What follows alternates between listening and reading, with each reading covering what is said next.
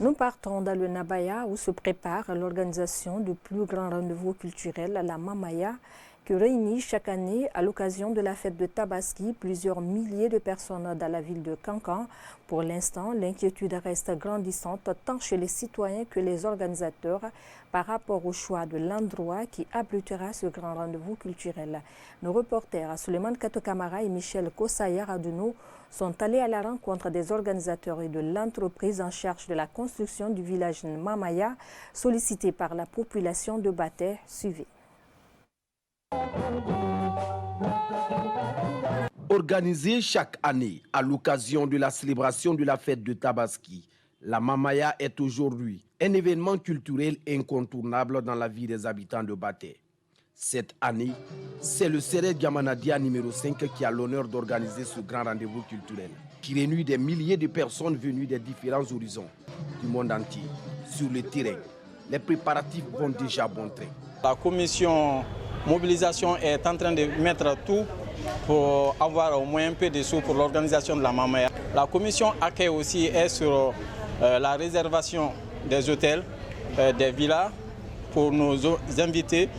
La commission aménagement aussi est en train de tout faire pour rendre la ville de Kankan plus belle. L'année dernière, c'est le stade Mbaloumadi Diakité Glao de Kankan qui a abrité cet événement en lieu et place de l'espace culturel de Chérifula. Aujourd'hui, le vœu des organisateurs, c'est d'utiliser l'espace dédié à cette danse historique en chantier depuis 2018. On a commencé le centre depuis 2018, cela fait au moins plus de 5 ans. Si le CNRD arrive à terminer le boulot là, donc non seulement ça va faire la fierté des Kankanka, mais ça va faire aussi la fierté du CNRD d'avoir terminé ce bijou là pour les serres de Kankan. Pour comprendre les réalités de cet espace en chantier tant sollicité par le Séré Diamanadia numéro 5, nous nous sommes rendus sur le terrain.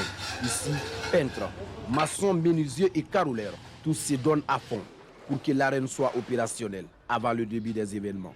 Et c'est grâce à l'arrivée du président Mamadi Doumbouya aujourd'hui que le centre là aujourd'hui a revu aujourd'hui au jour. C'était un projet qui était déjà bon. C'est un projet qu'on avait commencé en 2018 sous nos fonds propres.